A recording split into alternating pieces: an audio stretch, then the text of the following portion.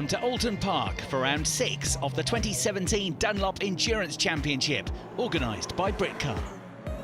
With 5 different classes of GTs, sports cars and touring cars all racing together, the championship features a diverse grid of machinery and has so far this year provided some excellent racing.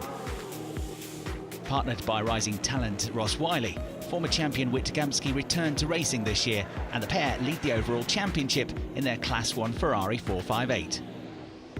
But although they finished second in the sprint race at Oulton Park last time out, they had a rare disappointment in the day's endurance race after a collision with a backmarker meant they were only able to finish 14th. That said, they were still able to extend their lead in the points over Tom Barley and Simon Rudd after they finished 3rd and then 6th in class with their Team Hard Ginetta.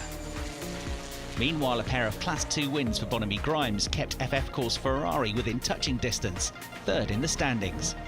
Charlie Hollings deputising for Grimes' regular co-driver Johnny Molam, who is back in the hot seat for this one.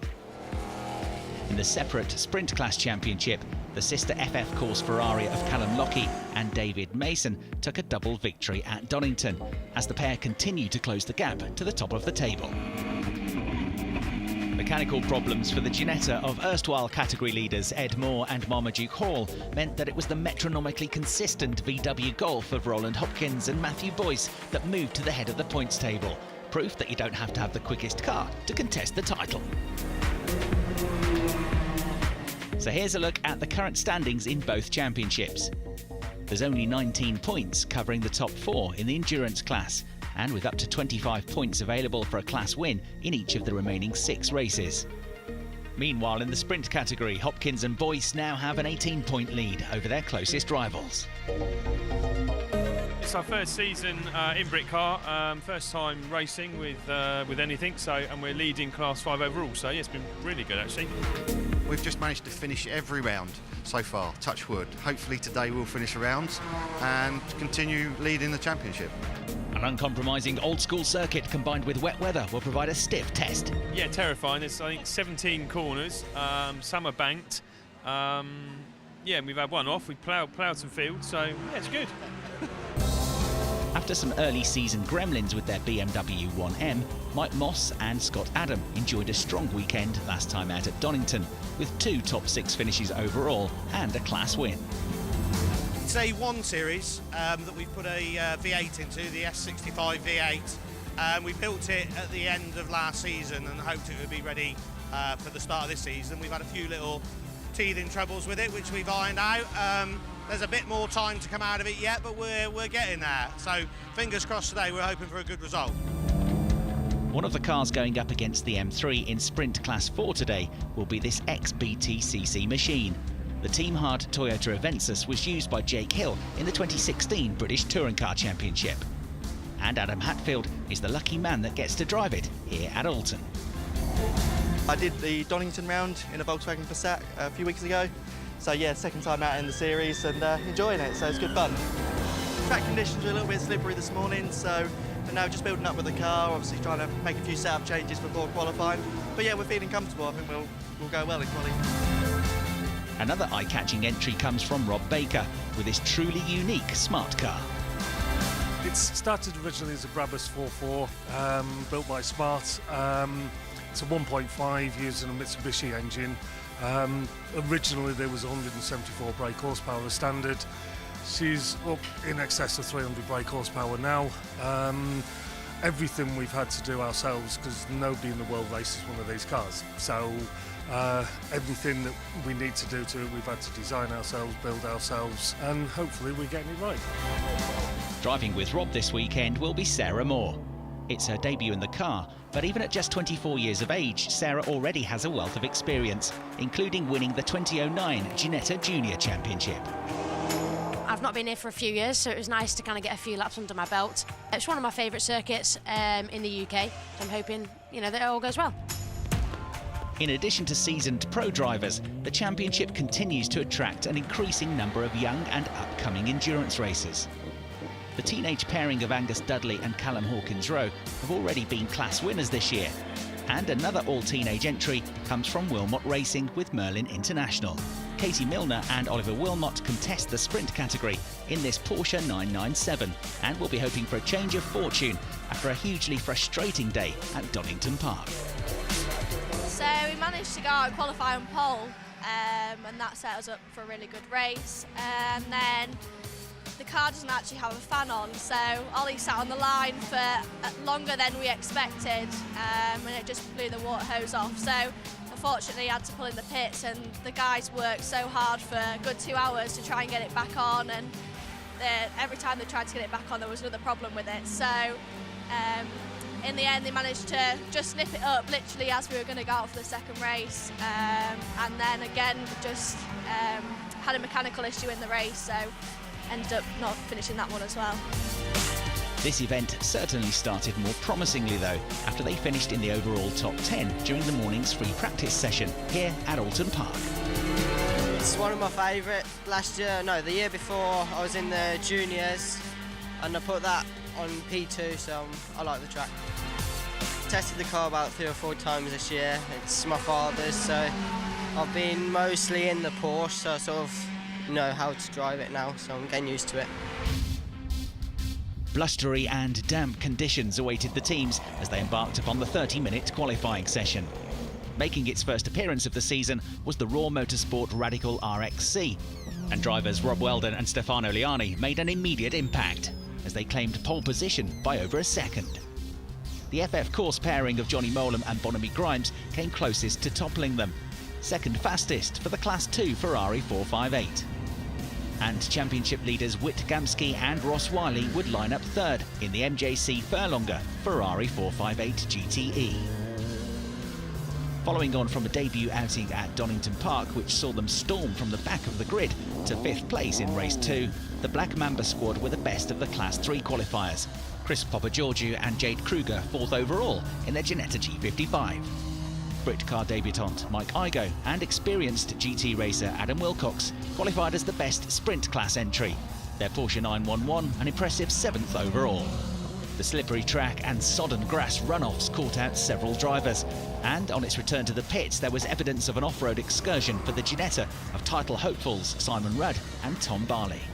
But the biggest moment came for Katie Milner, who brought about a red flag when she hit the barriers on the exit to Cascades. The driver fine, but the Porsche in need of repair. Here's confirmation of the top 10 times from qualifying: the sprint class Ginetta of Ed Moore and Marmaduke Hall qualifying 8th, the Katie Milner Oliver Wilmot Porsche 9th despite that crash, and a disappointing session for title contenders Simon Rudd and Tom Barley down in 10th. Let's hear now from the pole sitter. First proper go in the car today. Testing didn't go very well yesterday. I had a few issues in testing with the ABS and the traction. Just went out, managed to do a stonking lap, managed to get a couple of laps and got put it onto pole. Then the red flag happened, and then Rob went out and managed to steal another 6/10 off my time. So it means to start pole for the race in I think it's our first ever Britcar. So yeah, we're really, really pleased. A busy couple of hours ahead for Merlin International and Wilmot Racing to get their Porsche back in action. Katie Milner talking us through the incident. Really, I just got stuck in traffic, so I was quite annoyed with myself that I couldn't get a good gap, and the guys weren't really talking to me over the radio, so I wasn't sure where I was.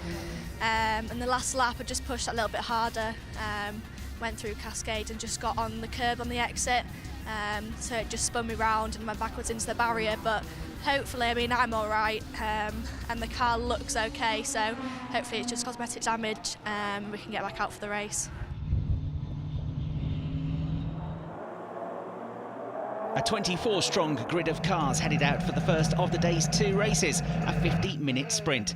But even before the race had begun, there was drama as Mike McCullum struggled to find a gear in the track-focused KTM Crossbow. Regardless, the rolling start got underway and Rob Weldon duly converted pole position into the race lead aboard the Radical, the Ferrari of Bon Grimes and the Ginetta of Jade Kruger holding station in 2nd and 3rd. With first gear finally engaged, McCullum started to get the KTM up to speed. Having dropped from 13th to 22nd, he began an immediate recovery, disposing first with the sister track-focused Porsche Cayman of Rick and Brad Nevison, and then with the VW Golf of Matthew Boyce. Up front, the flying Rob Weldon was marching clear of his pursuers, but the FF Corsa Ferrari and the Black Mamba Ginetta led classes 2 and 3 respectively. A good start from Darren Lewis had moved the first of the Team Hard Ginettas from 6th to 4th, with Mark Cunningham's Porsche on his tail in 5th. By the end of lap 1, Weldon had already established a 3-second lead, the Raw Motorsport team boss clearly revelling in the wet conditions. It hadn't been such a good first lap for Wittkamski in the MJC Furlonger Ferrari, the championship leader sliding from 3rd to 7th, and that became 8th when the Porsche of Mike Igoe moved ahead at Old Hall Corner. Next in line was the Moss Motorsport BMW of Scott Adam, who was being given a hard time by the Team Hard Ginettas of Tom Barley and Angus Dudley, as the three of them fought over 4th in Class 3. Another Ginetta going well was the older G50 of Tockwith Motorsport's Ed Moore, 6th place overall and leading the sprint category. Having been repaired following its qualifying crash, the Wilmot Racing Porsche had joined the fight for 8th place, but there was more trouble around the corner as the number 24 Ginetta and the Moss Motorsport BMW made contact. The BMW sent into a spin and both Ginettas forced to take to the grass.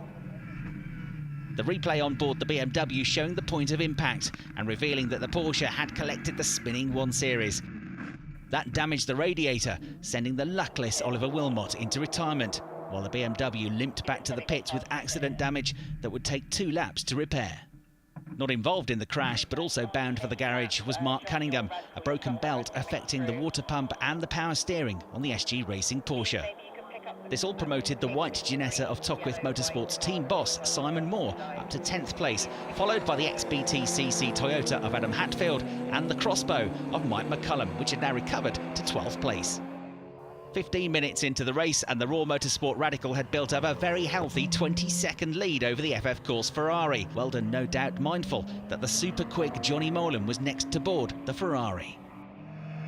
Meanwhile, into Shell Oil's corner and the track-focused KTM dived underneath the Toyota to pick up 11th place into the banked hairpin. Elsewhere, there was a great midfield scrap between the Whitebridge Motorsport Aston of Chris Murphy and the smart car driven by the hugely impressive Sarah Moore. They both trailed the Class 4 BMW M3 of Christian Prosser and Simon Baker. Then on the downhill run through the avenue, Moore made her move, setting up the smart car for a better run on the exit to Cascades and then squeezing past the Aston. Meanwhile, Sarah's brother Ed was on the receiving end of an overtake from Mike Igoe. With the racing line taken, he opted to guide the Ginetta through the escape road, negotiating the makeshift chicane and rejoining just behind the new 5th place Porsche. Further back, the VW of Sprint Championship leaders Matthew Boyce and Roland Hopkins, 2nd in Class 5 behind the smart car. Back in the pits, there were early mid-race stops for the MJC Ferrari as Wittkamski handed over to Ross Wiley and Adam Hatfield driving solo in the Team Hard Toyota. Into the second half of the race, and it was all change at the front of the field. The Radical had crashed out at Shell just before the pit stops, and with success penalties for previous results accumulating to give the FF Course Ferrari the maximum pit stop time of 150 seconds, Chris Papageorgiou suddenly found himself leading in the Black Mamba Ginetta. Having a mandatory pit stop 45 seconds shorter than the Ferrari had also enabled the JMH Automotive Porsche to move up to 2nd place, with the rapid Adam Wilcox emerging some 6 seconds clear of Johnny Molam's 458. Not far behind, Sean Cooper was now ensconced in the KTM and homing in on the Ginetta of Adam Shepherd for 4th place, the track-focused team boss pouncing without hesitation on his home circuit. But charging after the pair of them was Ross Wiley in the Ferrari, comfortably the quickest man on the track.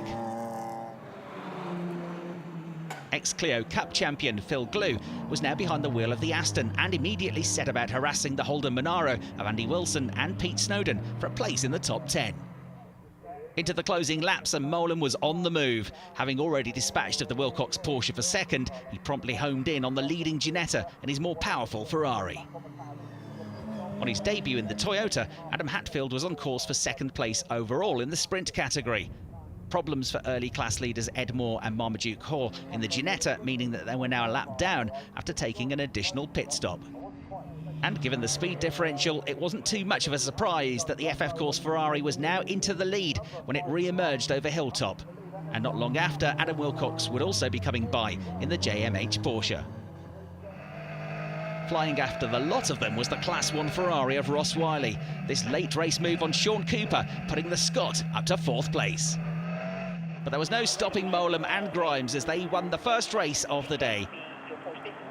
An excellent drive from Igo and Wilcox securing second place and victory in the sprint category, with Wiley taking the last place on the podium with a move on Chris Papageorgiou's Ginetta on the very last lap of the race. Very surprised with our 45-second extra success penalty to actually win that 50-minute race overall. So we were hoping that we'd win, if anything, the 2-hour race overall. So now we've got the pressure on us again, maximum success penalty, but we'll see what happens and see how the weather pans out. I think it's all going to depend on the weather and getting the right call with the tyres, but awesome to win another overall race from Class 2. A busy couple of hours for the teams as they prepared the cars ready for race 2. But sadly, the Radical was too badly damaged for Raw Motorsport to be able to fix it in time. The rain had significantly intensified ahead of the race start, so the drivers would need every ounce of concentration to keep the cars on the road. A cloud of spray rose over Deer Leap as the rolling start got underway. The grid based on the race 1 results, so it was the FF Course Ferrari on pole, this time with Johnny Molam taking the start. The Adam Shepherd, Darren Lewis, Ginetta charged past Wittgamski's Ferrari to snatch 4th at Old Hall. A strong start from 6th on the grid. On the exit, another Team Hard Ginetta followed suit, this time the 33 machine of Angus Dudley. Into Cascades, it was Molam in the lead from Mike Igo's Porsche, Jade Kruger's Ginetta, and then a hat-trick of Team Hard cars, completed by the touring car of Adam Hatfield, up from 10th to 6th. And mid-pack, Chris Murphy's Aston, Sarah Moore's Smart Car and Scott Adams' BMW all huddled together as if trying to keep warm. Adam getting an excellent run through Island Bend to glide past the Smart Car and then committing himself bravely around the outside to sweep past the Aston. Emerging over Hilltop for the first time, Johnny Molam's Class 2 Ferrari, just edging away from impressive newcomer Mike Igo, who led the sprint category for those only contesting the first 50 minutes of the race. A tight squeeze for 4th, but South African Jade Kruger just about holding on to 3rd place. As for Scott Adam, he'd now cruised up to the back of the MJC Furlonger Ferrari. A cautious start from Wittgamski, dropping him from 3rd to 11th. And from the back of the grid, Mark Cunningham was picking his way through the field in the SG Racing Porsche. The onboard view from Simon Moore's Ginetta illustrating just how wet it was. By the end of lap 1, Molam was just over 2 seconds clear of Igo, with Kruger, Shepherd, Dudley and Hatfield completing the top 6. Ed Moore up to 7th from 13th on the grid, and then the KTM crossbow of Mike McCullum 8th as it entered Old Hall. The number 24 Team Hard Ginetta just behind in 9th, until Tom Barley ran wide on the exit and lost the place to the Maximum Group Seat of Tom Walker and Ollie Taylor. And after a strong start to the race, sadly a loss of power meant that Scott Adam would have to pit for checks, losing a lap in the process. If anything, the rain was getting worse as the black Porsche of Dave Bennett and Marcus Fothergill battled with Simon Moore's Ginetta for 5th in the sprint class. Johnny Molam already lapping some of the less powerful cars, just 15 minutes into the race.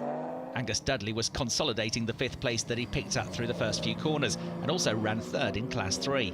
Behind him, a 3-way scrap had now developed for 6th place between the Tockwith Motorsport Ginetta, the TCR Spec Seat and the SG Racing Porsche of the fast-rising Mark Cunningham. On the now leaf-strewn run into Lodge Corner, Chris Murphy and Sarah Moore were continuing their day-long battle in the Aston and the Smart Car respectively. And it remained very close in the fight for 2nd place overall, as 2014 Formula Ford champion Jade Kruger continued to hang on to the higher-performing Class 2 Porsche of Mike Igo. And then Angus Dudley arrived, his Ginetta muddied and with some front-end damage after hitting the Armco on the exit to Druids. An early pit stop beckoned as Mark Cunningham continued his charge from the back of the field. He was now about to climb up to 5th place, the Seat having already exited the battle with a brief off at the hairpin. After her battle with the Aston, Sarah Moore's stint was now complete and she gave us some insight into the conditions. There's so much standing water out there at the start of the race. It's getting a bit better now, but at the start of the race, just you had to kind of be careful into the corners, out the corners, and with it being front-wheel drive, as soon as it hits a puddle, that you've lost your steering. So it was pretty tricky, and I was battling with the Aston Martin for a bit, but then I couldn't quite see through my windscreen, so I had to back off. Meanwhile, Sarah's father Simon had handed the number 25 Ginetta G50 over to series organiser Rob Headley, the pair running 6th overall in the sprint category. On course for a double victory in that class, though, was the JMH Automotive Porsche of Mike Igo and Adam Wilcox, now 1 lap clear of Ed Moore and Marmaduke Hall's Ginetta. That was 2nd overall in the category, but comfortably the highest placed Class 4 spec car. At last, the rain seemed to have abated, and there was even a hint of autumnal sunshine as the Endurance Championship leaders came in to make their scheduled stop. Ross Wiley strapped in and fresh wet tyres bolted on as Wittgamski reflected on a difficult stint. I've not been here for 7 years, and it's just a scary track. It's exciting, but scary in the wet. Despite its earlier excursion, the maximum group Seat TCR of Tom Walker and Ollie Taylor was headed for an impressive third overall in the sprint category. And finally free of bad luck, Katie Milner and Ollie Wilmot showed their potential with a deserved fourth place finish. A great job though by Igo and Wilcox to win the sprint race. Very interesting conditions out there, and held on to second all the way around and then passed it over to Adam. And he did an amazing job and kept P1. I must say Michael's done a fantastic job. It's his third ever race today, and it's his first ever time that he's done a GT race with two drivers, so you know, hats off to him. It's credit, he's done a fantastic job, and also the team as well gave us a great car, JMH. You know, can't thank them enough. A photographer's dream as the sun began to set and the endurance class cars continued to race. But there was a prolonged safety car period to repair damages to the Warwick Bridge. And several teams took the opportunity to make their pit stops, including the leading FF course Ferrari, the Black Mamba Ginetta and the track-focused KTM. An excellent stint from Jade Kruger, though it wasn't without its worries. We actually had an electrical issue probably 3 laps in from following the Porsche quite closely behind. So I mean, I backed off from him. I knew I was doing the 50-minute race, so I just backed off and let him carry on. And, you know, once he got out of our way, then the times come down. So fingers crossed the safety car will work in our favour, but let's see. Having pitted before the safety car period, MJC lost time compared to some of their rivals. And that lengthy safety car period meant that Ross Wiley never really had time to claw it back. So it would only be a 6th place finish for the points leaders. The team-hard pairing of Darren Lewis and Adam Shepherd had managed to leapfrog the Black Mamba Ginetta during the pit stop period, putting them on course for a Class 3 win and an excellent 2nd place finish overall. And a very strong wet weather drive from father and son Peter and Mark Cunningham would see them home in 4th place, despite starting from the final row of the grid. But with the light fading, the race was cut slightly short, and it was double bubble for Grimes and Molam as they took the checkered flag for the 2nd time today. We tend to go quite well in the wet, so I like it when it's like this. It gives us the chance of the overall. But yeah, it was getting a bit tough towards the end. But I think Johnny had the worst of the weather, and he drove brilliantly in all of that to go through the traffic when you had more traffic on the track. And then at the end there, it was just getting a little bit dark. But I think shout out to the marshals. They were out there in Hurricane Brian. You know, it was brilliant. Next, we head to Silverstone for a special Into the Night race as Wittgamski and Ross Wiley hold on to their slender championship lead. We'll see you there.